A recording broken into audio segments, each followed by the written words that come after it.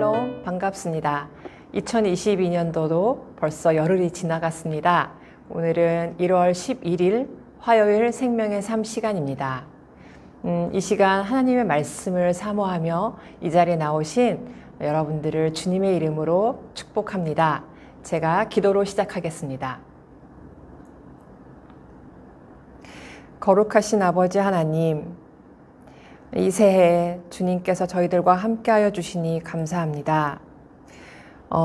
연말 연시라 분주했던 마음을 주님 말씀 앞에 다시 내려놓고 주님 앞에 나아오길 원합니다.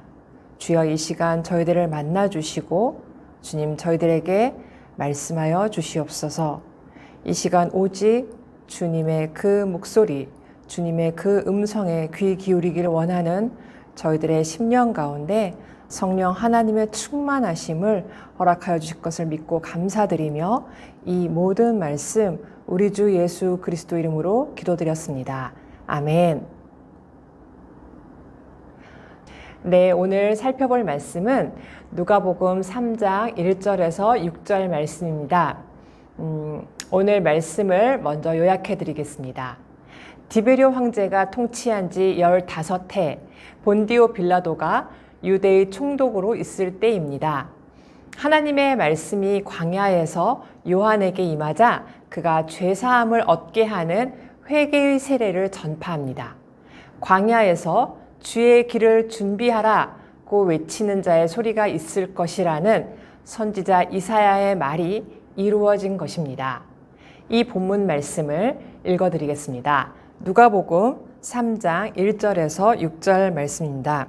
디베rio 황제가 통치한 지 15해 곧 본디오 빌라도가 유대의 총독으로 헤롯이 갈릴리의 분봉왕으로 그 동생 빌립이 이두레와 드라고니 지방의 분봉왕으로 루사니아가 아빌레네의 분봉왕으로 안나스와 가야바가 대제사장으로 있을 때에 하나님의 말씀이 빈들에서 사가랴의 아들 요한에게 임한지라. 요한이 요단강 북은 각 처에 와서 죄사함을 받게 하는 회개의 세례를 전파하니 선지자 이사야의 책에 쓴 바 광야에서 외치는 자의 소리가 있어 이르되 너희는 주의 길을 준비하라. 그의 오실 길을 곧게 하라. 모든 골짜기가 메워지고 모든 산과 작은 산이 낮아지고 굽은 곳이 곧아지고 험한 길이 평탄하여질 것이요 모든 육체가 하나님의 구원하심을 보리라 함과 같으니라. 아멘. 누가복음은 구원, 구원하다, 구주라는 단어를 신약 성서의 다른 책에서보다 더 많이 사용하고 있습니다. 이것은 구원이 바로 누가복음의 중심 주제임을 보여주는 것이죠. 그래서 하나님의 계획이 세상을 위해 구원을 예비하는 것을 목표로 하는 것임을 누가복음에서 보여줍니다. 누가복음 1, 2장의 찬송들이 이 구원을 하나님의 약속들의 성취 안에 있는 이스라엘의 구원을 제시하면서 동시에 이 구원이 주의 백성 이스라엘의 영광일 뿐만 아니라 이방을 비추는 빛이라고 선포하기도 합니다.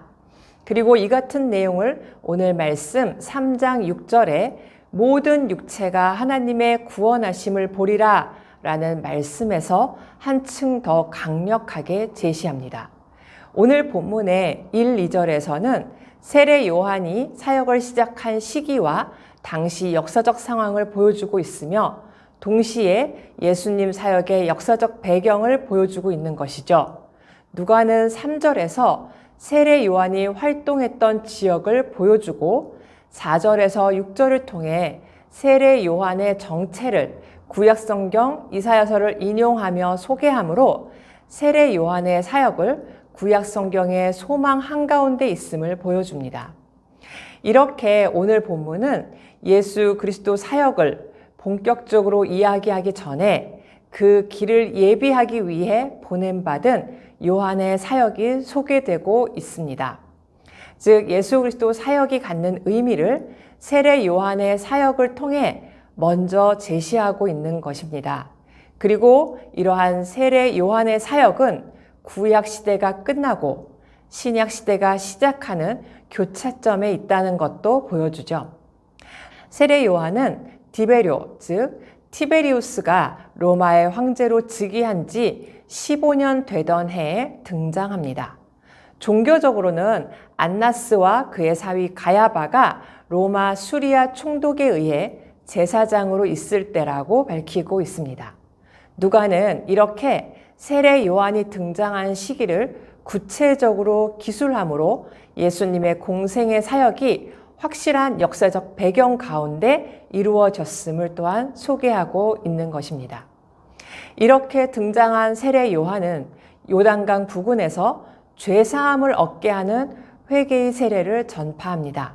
그는 회개의 세례를 베풀 물을 위해 광야를 떠나 요단강 부근까지 왔던 것을 3절에서 알 수 있습니다. 즉, 그는 한 곳에 안주하거나 사람들을 기다리기만 하지 않고 그의 사역을 위해 적극적으로 찾아다녔던 사람입니다. 외치는 자의 소리여 이르되 너희는 광야에서 여호와의 길을 예비하라.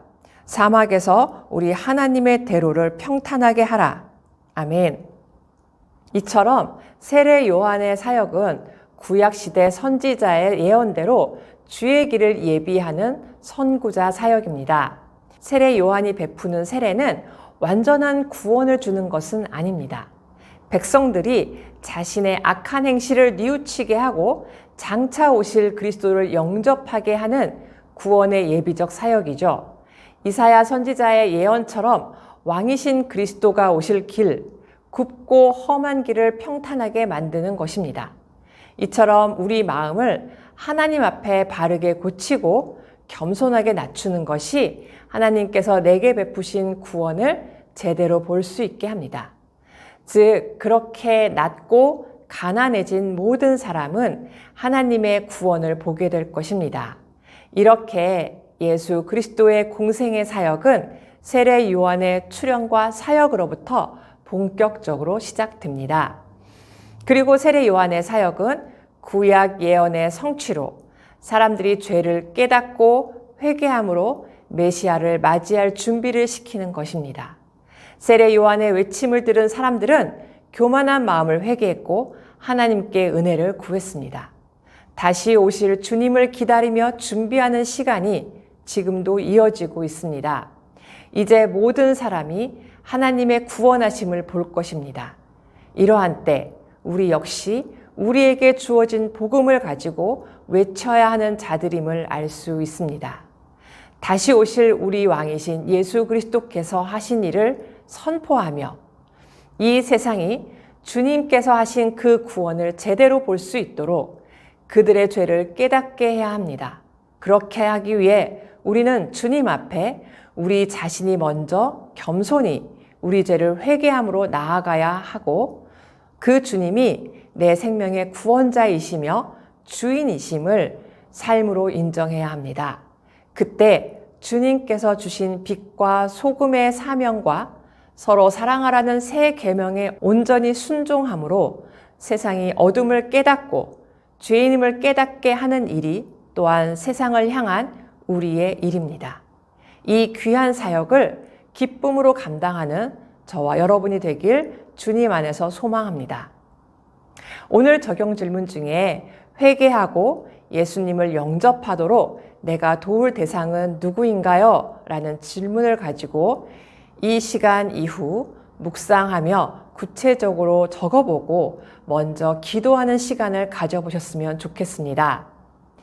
마지막으로 한 절 묵상을 통하여서 오늘 말씀을 정리해 보겠습니다. 세례 요한의 주된 사역은 죄사함을 받게 하는 회개의 세례를 전파하는 것입니다. 그가 세례를 통해 죄사함을 선포하는 것은 당시 성전에서 드려지던 희생제사의 정면으로 도전한 것이기도 합니다. 의미를 상실한 채 형식적으로 드려지는 성전의 희생제사로는 다가올 심판날에 죄사함을 얻을 수 없기 때문입니다. 철저한 내면의 회개와 복음을 통한 삶의 변화만이 다가올 심판을 대비해 죄사함과 구원의 은혜에 이르게 합니다. 기도하겠습니다.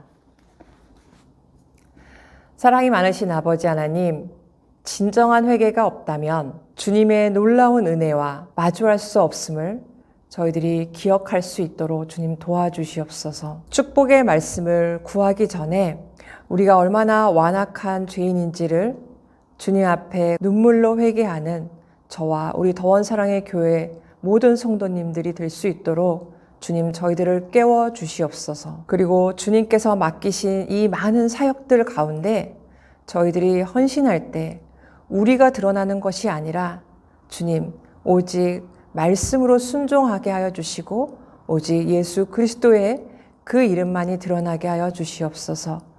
이 모든 말씀 우리 주 예수 그리스도 이름으로 기도드렸습니다. 아멘.